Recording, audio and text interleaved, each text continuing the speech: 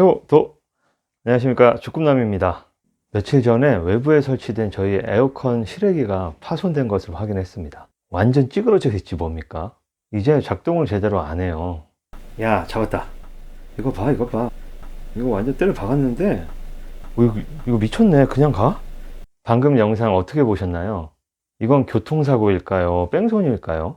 주차 뺑소니라고도 하죠. 물피 도주, 물건에 피해를 주고 도망갔다는 말도 있습니다. 아니면 재물손괴일까요? 법률 전문가가 아닌데 당연히 자세히 모르겠죠. 우리한테 중요한 건 이 사고 내고 도망간 사람을 처벌할 수 있느냐, 우리가 받은 피해는 어떻게 보상받을 수 있느냐인데, 평소에는 이런 피해를 당할 일이 잘 없기 때문에 이런 일이 발생했을 때 어떤 절차를 통해서 피해를 보상받고 가해자를 처벌할 수 있는지 잘 모르실 겁니다. 저 역시도 관심이 없었죠. 알아볼 생각 자체를 안 했으니까요. 이번 일을 계기로 저도 어떻게 처리해야 되나 알아보니까 일반적인 상식과는 상당히 동떨어진 법률 체계와 진행 절차에 저도 상당히 깜짝 놀라고 또 화도 나고 그랬습니다. 제가 이번 일을 처리하면서 정말 심각한 문제의식을 느끼게 되었는데요. 여러분들도 미리 아시고 대처하실 수 있는 그런 계기가 되었으면 좋겠습니다. 일단 먼저 한문철TV 한문철 변호사님께 정말 감사드립니다. 제가 감사드리는 이유는 영상 후반부에 말씀드릴게요. 궁금하시죠? 궁금하시면 끝까지 시청을 해주세요. 외관으로 봐서는 차로 박은 듯한데 연락처를 남기지도 저희 집에 찾아와서 이 사실을 알리거나 하지도 않았고 아무런 조치를 하지 않았기 때문에 누가 그랬는지 언제 그랬는지조차 알 수 없는 상황이었습니다. 아니, 어떤 사람이길래 이렇게 강 크게 남의 에어컨 다 부셔놓고 아무 조치도 안 하고 도망갈 수가 있어요? CCTV가 바로 저 사고 지점 바로 위에 있는데 말이죠. 건물주 댁으로 바로 가가지고 CCTV로 확인했습니다. 어르신들께서 전기세 아끼느라고 당신들께서 댁에 머무르실 때는 CCTV를 잠시 꺼두는 시간도 있더라고요. 그래서 잠시 좀 조마조마했는데 영상에 떡하니 찍혀 있었습니다. 정말 다행이었어요. 이렇게 한번 와서는 들이받고는 두 번째로는 그냥 아예 때려박고 도망을 가버렸습니다. 이건 그냥 뭐 빼박이죠. 차량 번호가 아주 그대로 다 찍혀 있으니까요. 시간이 정오가 조금 넘은 시간인데 제 상식으로는 맨정신에 이렇게 때려박는 건 이해가 안 가거든요. 그것도 두 번째 박을 때는 정말 막 때려 박아버렸는데 정말 어이가 없습니다. 그리고는 그냥 가버렸어요. 만취 아닌가요, 이거? 운전미숙이라고 하기엔 너무 수상합니다, 정말. 그리고 아무런 조치도 안 하고 도망간 걸 보면 분명히 뭔가 숨겨야 할 게 있었던 게 아닌가. 이거 보세요. 이 동네 주민도 이 광경을 목격하고 너무 어이가 없으니까 계속 쳐다보고 있잖아요. 차량 번호 딱 나왔죠. 이때까지만 해도 막 전의에 불타고 있었습니다. 꼭 잡아서 처벌을 해야 된다. 이건 무조건 처벌을 그냥 100% 가능한 상황이다. 이렇게 생각을 했었습니다. 증거 영상 이 차량 번호 가지고 제가 이 온 동네를 다 뒤졌거든요. 그런데 SM5 이 차량이 없더라고요. 결국 못 찾고 112로 신고를 했습니다. 그랬더니 이건 차량에 의한 사고라고 제 거주지역 관할 경찰서 교통과 사고조사반 그쪽으로 번호를 안내해 주더라고요. 사고조사반에 전화를 했는데 사고 접수를 하려면 꼭 직접 방문해서 해야 한다고 하더라고요. 요즘 세상이 어떤 세상인데 이런 걸 꼭 방문해서 하나요? 뭐 별 수 있겠습니까? 방문했죠. 다행히 경찰서가 24시간 근무를 한다고 해가지고 일 마치고 저녁 8시쯤 방문해서 접수를 했는데 가서 들은 설명이 너무너무 충격적이었습니다. 지금부터 드리는 말씀은 심장이 약한 분이나 노약자분, 임산부들께서는 마음을 단단히 부여잡고 들어주세요.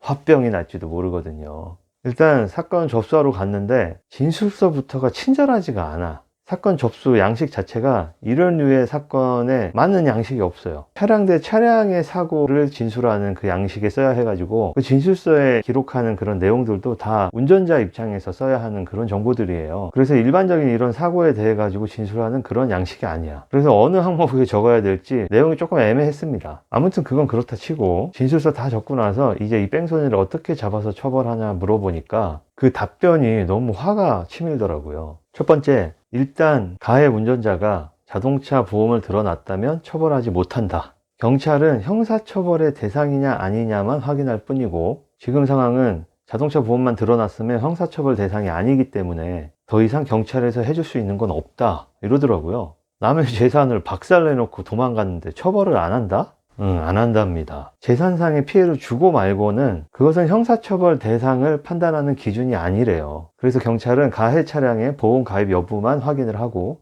만일에 의무사항인 보험가입을 안 한 상태로 운전을 했다면 처벌을 할 것이지만 보험가입이 되어 있다면 처벌 대상이 아니라는 거죠. 피해 보상에 대해선 딴 나라 이야기다. 그래서 두 번째, 그럼 형사처벌 그런 거 안 되면 내 피해 보상을 어떻게 받을 수 있냐, 어떤 절차를 거치게 되느냐 이렇게 물었더니 그건 저보고 알아서 하는 거래요. 가해자가 양심이 있는 사람이면 피해 보상을 해줄 텐데 안 해주면 뭐 그건 경찰 소관은 아니다. 아니 뺑소니가 퍽이나 자발적으로 피해 보상을 해주겠어요? 이거 말이 안 되는 소리잖아요. 피해 보상 해주겠습니까? 그 사람이 어떤 식으로든 피해 보상을 해주지 않으면 민사소송을 하랍니다. 법원에 소송을 하라고 하는데 더 웃긴 건 소송의 상대방, 그 뺑소니 도주범이 누군지는 개인정보이기 때문에 경찰이 신원을 확인했다 하더라도 저한테는 알려주지 못한다고 합니다. 이건 미친 겁니다. 이 법은 미친 거예요, 여러분. 이 상식적으로 절차를 생각해 보면 일단 사고 낸 놈을 안 알려주니까 소송의 상대방이 누구인지 확정이 되어야 그놈을 상대로 소송이든 뭐든 할 거 아니에요. 그런데 아무 정보도 없기 때문에 일단 법원을 통해서 가해자 정보를 먼저 확인하는 작업을 거쳐야 되고요. 그 절차를 통해서 가해자 정보를 확보하면 가해자를 상대로 손해배상 청구의 소송을 제기해야 될 것 같은데 그게 말이 쉽지 그게 쉽게 되냐고요.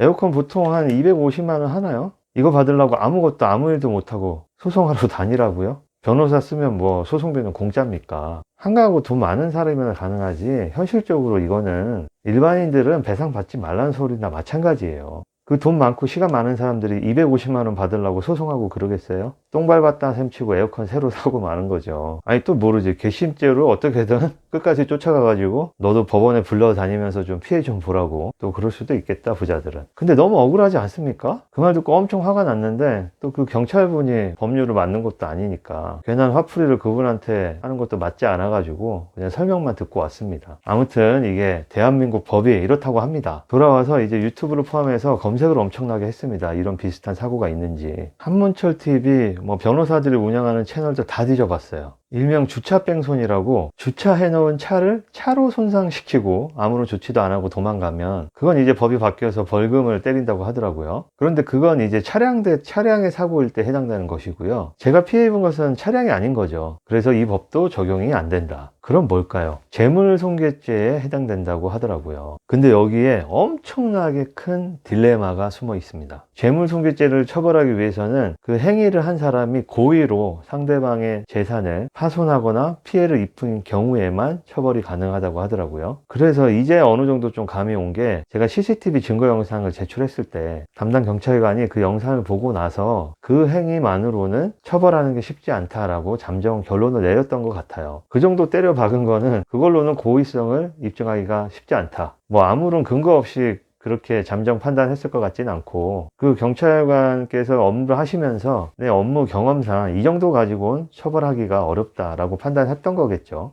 그러니까 이제 그 외에 보험 가입 여부나 뭐 상습 범인지 여부 이런 거를 보고 처벌이 가능한지 따져보겠다 이런 것 같아요. 그런데 정말 이 법이란 게 미친 거 아닌가요? 당연히 잘못한 놈은 처벌하고 피해를 받은 사람은 그 피해를 구제받고 복구할 수 있도록 양방향으로 합리적으로 설계가 되어야 올바른 법일 텐데 상식적으로 그렇지 않습니까? 이런 식이면 이제 뭐 마음에 안 드는 놈 있으면 차로 가가지고 그놈 집에 담벼락에 그냥 갖다 박고 그냥 가면 되는 거예요. 어떤 정신 나간 사람이 남의 담벼락을 그냥 고의로 갖다 박아요. 그런 이유로 고의성도 입증하기가 쉽지 않을 거다. 나 그냥 운전 미숙이야. 이러면 처벌 안 받나 봐요. 자동차 종합보험 의무사항이잖아요. 보험 가입 안 하고 운전하시는 분들 계세요? 여러분들 보험 가입 다 되어 있잖아요. 보험만 가입되어 있으면 처벌 안 한다는데 그냥 차로 다 마음에 안 들면 다 부수고 다니세요. 처벌 안 한답니다. 사람만 안 다치게 하고 마음대로 부수고 뺑소니 하세요, 여러분. 너무 대놓고 고의 티만 내지 마시고 고의 아닌 척 미숙한 척 하면 그냥 막 부수고 다녀도 되나 봐요. 이게 말이 됩니까? 아니 무슨 법이 피해자를 위한 게 없어. 사건 사고 다큐 이런 거 보면 법률의 구멍 때문에 피해자가 보상 못 받은 이런 내용들도 나오고 옛날 드라마나 어르신들 하시는 말씀에 억울한 부모님의 한을 풀어주기 위해서 판검사가 되겠다 이런 이야기들이 전설인 줄만 알았습니다. 근데 이거 진짜 맞네. 리얼입니다. 현실이었어요. 아니 제가 살면서 법 때문에 억울할 일이 있을까 했는데 이런 날이 올 줄이야. 뭘 어떻게 할 방법이 없으니까 정말 멘탈이 나가더라고요. 이것뿐이겠어요. 정말 억울한 사람들 많을 것 같아. 다들 말을 안 해서 그렇지. 이게 그나마 에어컨 박살난 거에서 그쳐서 다행이죠. 정말 담벼락 뚫고 들어와서 벽에 구멍이라도 냈어봐요. 그리고 피해 보상 안 하겠다고 배째라고 막 그러면은 이 추운 겨울에 그냥 살 거야? 내 돈 내고 일단 공사 다 하고 살아야 될 거 아니에요. 집주인이 그거 가만히 있겠어요? 집주인은 이제 세입자한테 그 수리해 빨리 하라고 하겠지. 소송해야 될 상대방 정보도 모르는데 일반인들이 어느 세월에 그 정보 알아내고 소송하고 보상까지 받아냅니까? 그거 몇 년 걸릴 거예요. 이야기할수록 점점 더 빡이 치네.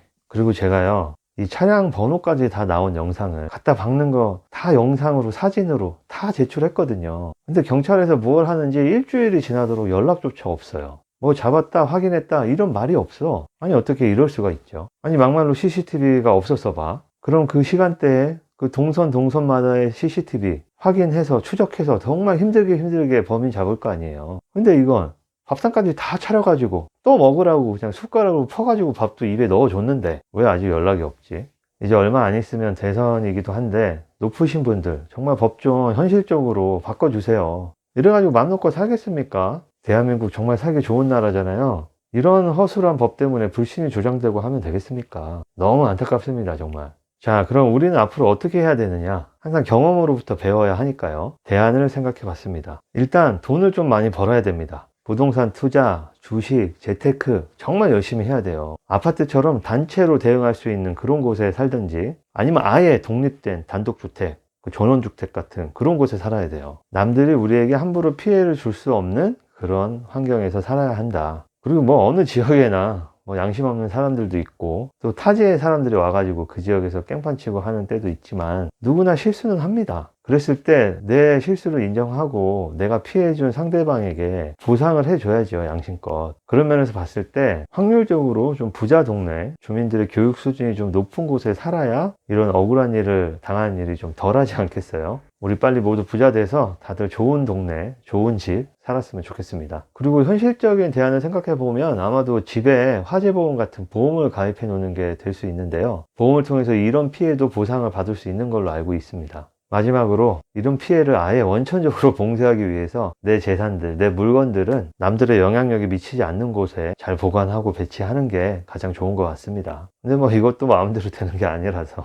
옛말에 송사가 3년이면 집안이 망한다고 했습니다. 그만큼 소송을 하고 하는 게 일반인들한테는 너무나 어려운 일이라는 거죠. 일상생활에 너무 큰 지장을 받게 됩니다. 그래서 그것을 내 인생의 하나의 기회비용이라고 생각을 하면 뭐 2, 300만 원 뭐 이런 피해 손해본다 하는 그런 마음으로 넘겨야 속 편하다 이런 말도 있어요. 그런데 제 성격상 또 그냥 넘어가기엔 너무 억울하고 분해가지고 방법이 없나 막 찾다가 저 같은 이런 비슷한 피해를 보신 분들을 위한 전문가의 도움이 필요하다고 생각했어요. 그래서 제가 어디에 연락할게요? 맞습니다. 한문철TV 유튜브 채널에서 운영하는 사이트에 사연을 올렸고 채택이 되었습니다.